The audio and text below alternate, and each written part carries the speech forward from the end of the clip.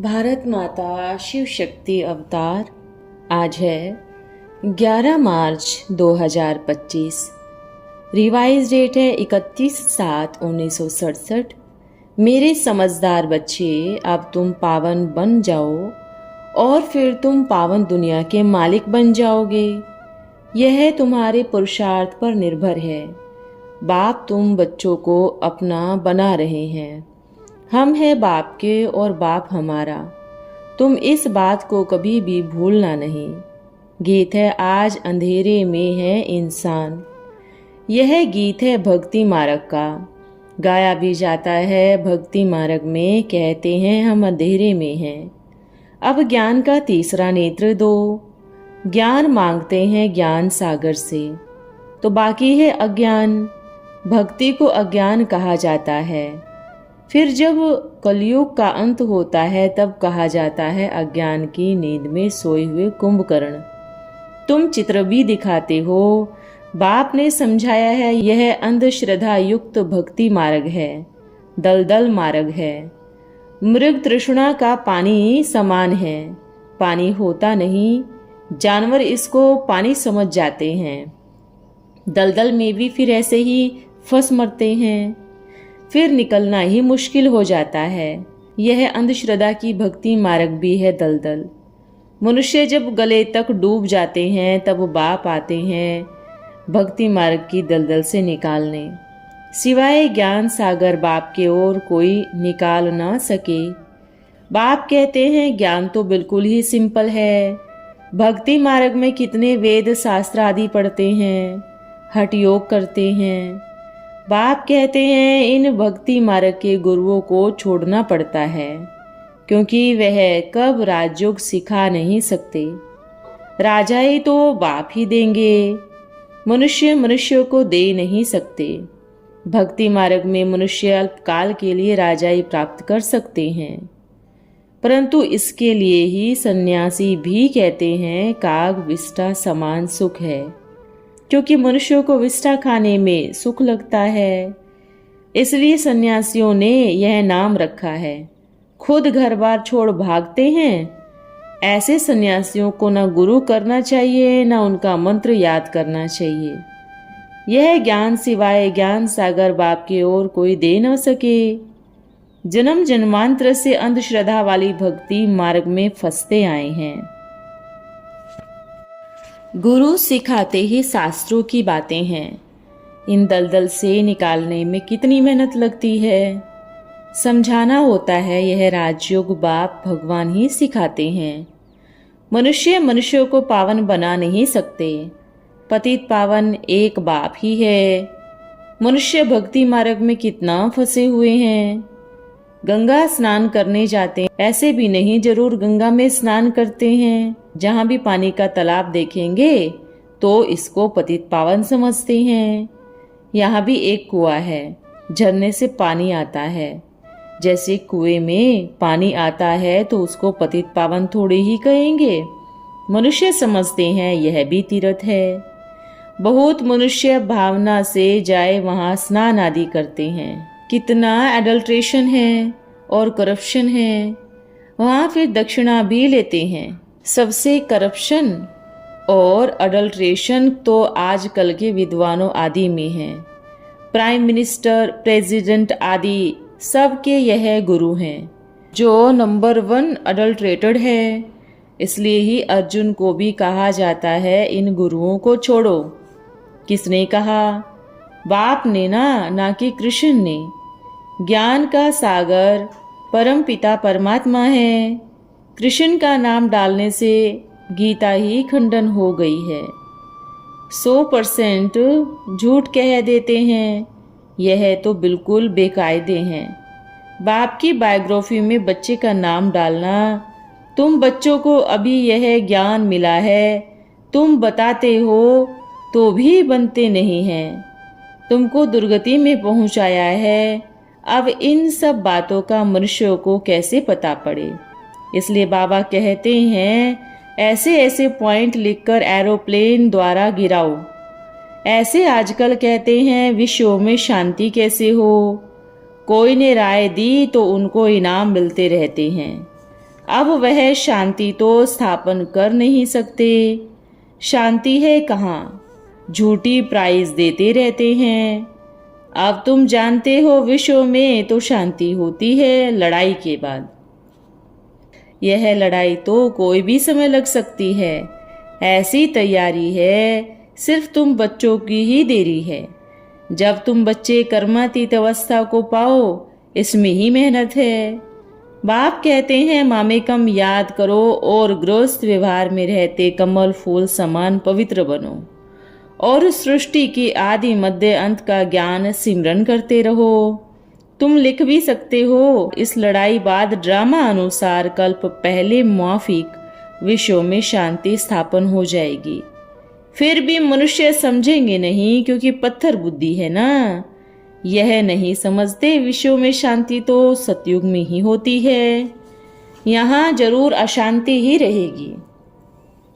तुम्हारी बातों पर विश्वास करेंगे नहीं, क्योंकि उनको स्वर्ग में आना ही नहीं है, तो श्रीमत पर चलेंगे ही नहीं।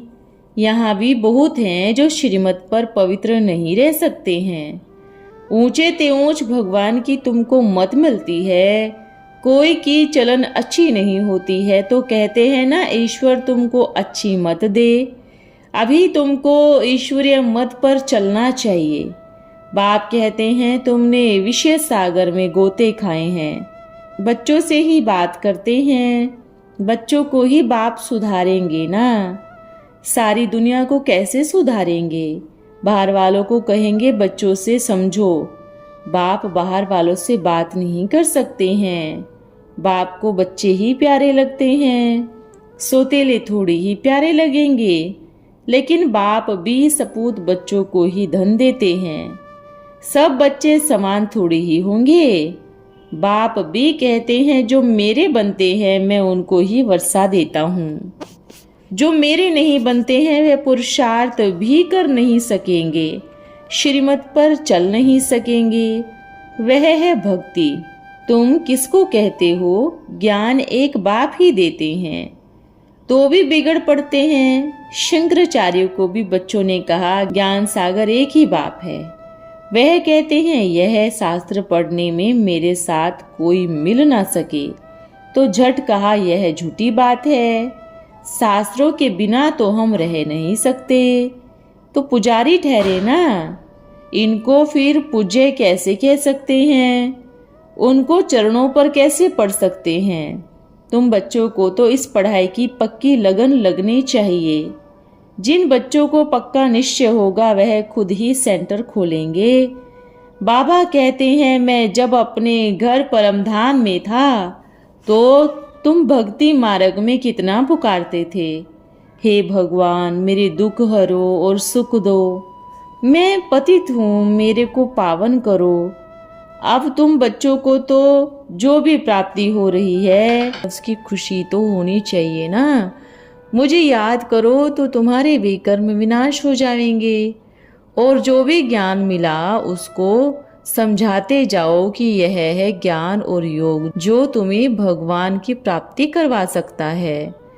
तुम सब एक ही बाप के बच्चे हो और तुम्हें एक ही परम पिता परमात्मा से वर्षा लेना है। यह है तुम बच्चों के याद का एक गहरा अनुभव। जब अपने को पावन समझते हो और परम पिता परमात्मा से योग लगाते हो, इसका फल तुम्हें अभी मिलेगा और आने वाले 21 जन्मों के लिए भी मिलेगा। हम अभी राजयोग सीख रहे हैं और इसका उद्देश्य है अपने आप को और दूसरों को भी पावन बनाना। तुम तो बच्चों वही हो जो भगवान से प्यार करते हो। यही प्यार तुम्हें भगवान के पास ले जाता है। फिर बच्चे कहते हैं हे प्रभु तुम्हें कब तक पुकारते रहेंगे, अब तो आओ और हमें इस नरक से मुक्ति दो। तब भगवान कहते हैं कि बच्चे मैं तो हर संगम युग में आता हूँ, तुम्हें नरक से मुक्ति दिलाता हूँ। तुम बच्चे जानते हो कि अभी हम संगम युग में हैं और ये संगम युग ही है जहाँ भगवान आते हैं। तुम बच्चे ही समझते हो, जो बाकी हैं वह तो भक्ति मार्ग में लगे हुए हैं। तुम बच्चों की खुशी में कोई कमी नहीं होनी चाहिए। बाप को याद करो और खुश रहो। बाप है ही सुखों का सागर। तुम बच्चों को तो बाबा ने बताया है कि कल्प कल्प हम तुमको आकर सुखधाम का मालिक बनाते हैं। तुम बच्चों को तो हर समय यही याद रहना चाहिए कि हम भगवान के बच्चे हैं और स्वर्ग के मालिक बनने वाले हैं। फिर भी माया का तूफान आता है और तुम अपना रास्ता भूल जाते हो। तुम्हें अपने को पावन बनाने के लिए अपना पुरुषार्थ करते रहना है। हर एक अपने कर्मों के बंधन को खुद ही काटता है। तुम जानते हो कि हम आत्मा हैं और हमें अब वापस अपने घर जाना है। तो चलते फिरते खाना खाते हुए बाप को याद करना चाहिए और तुम्हें इस बात का अनुभव होना चाहिए कि हम आत्माएं यहाँ पर पाठ बजाने के लिए आए हैं। फिर तुम्हें बाप के पास जाना है। इस पुरानी दुनिया में अब कुछ भी नहीं रहा, सब कुछ खत्म हो जाएगा। जितना तुम बाप की याद में रहेंगे उतना ही तुम्हारा विकर्म विनाश होता जाएगा। जो तुम्हें सुख और शांति देने वाला है, याद में रहने से तुम्हारे सारे पाप जल जाएंगे। तुम्हें तो सब कुछ बाप का ही मिला हुआ है, सब कुछ बाप का है। तुम्हें तो सिर्फ याद में रहना है। बाप तो हमेशा तुम्हें अपने पास बुलाते हैं। मैं तुम बच्चों का बहुत प्यारा बाप हूँ।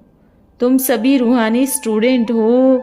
तुम बच्चों के आगे सब झुकते हैं क्योंकि तुम सभी का मालिक हो और तुम्हें यह निश्चय है कि हम बाप से वर्षा ले रहे हैं। जो पढ़ाई तुम पढ़ रहे हो उससे तुम आने वाले 21 जन्मों के लिए पावन बनते जा रहे हो। तुम बच्चे भी जानते हो कि बाबा हर कल्प आते हैं और यह ज्ञान देते हैं और तुम बच्चे ज्ञान से पावन बनते हो। जो अच्छी रीति समझकर चलते हैं वह ऊंच पद पाते हैं। जो अच्छी रीति नहीं चलते हैं उनका पद कम हो जाता है। तुम बच्चों को इस ज्ञान की कद्र करनी चाहिए। तुम बच्चे तो यह भी जानते हो कि हमें संगम युग में भगवान द्वारा पढ़ाई मिल रही है और यह पढ़ाई फिर हमें भविष्य में काम आने वाली है। बाप तो तुम बच्चों के साथ ही रहते हैं। तुम्हें भी बाप के साथ रहना चाहिए। जैसे लौकिक बाप तुम्हारे साथ रहते हैं वैसे तुम रूहानी बाप के भी साथ रहो।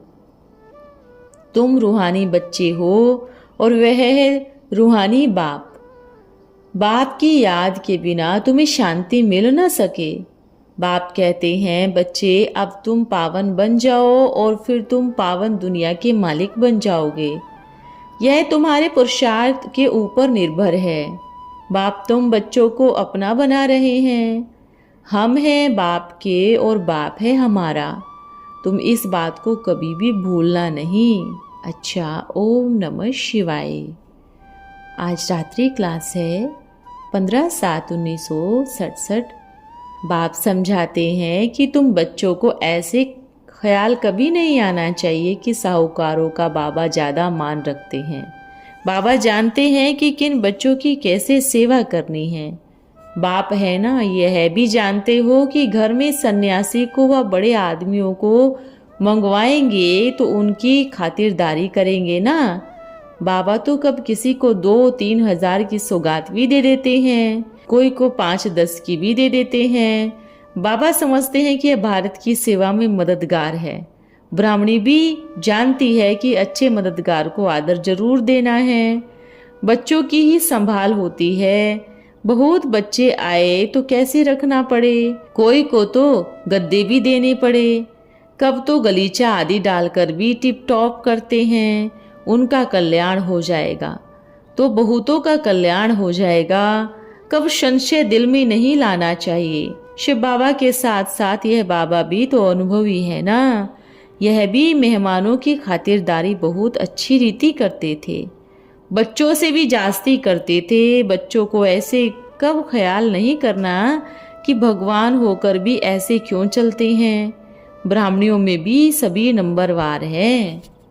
कोई को पुचकार देंगे, बहुत प्यार करेंगे, अच्छी सर्विस ना करती है तो सावधानी दे देंगे कि तुम्हारी मेरे पास यह रिपोर्ट है। ब्राह्मणी का दे अभिमान आदि कहीं पर भी देखो तो बाबा को फट लिख कर भेजो, तो फिर बदली कर देंगे। बाबा को तो सब ख्याल रखना होता है।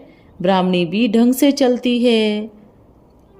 भूल चूक से अगर कोई कुछ कह भी देती है तो एक कान से सुनकर दूसरे से निकाल देना होता है।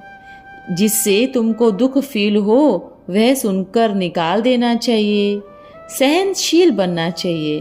ज्ञान मार्ग में तो अपनी ही मस्ती में रहना चाहिए। हम तो वहां पर जाते हैं जहां की दुख की कोई बात ही नहीं।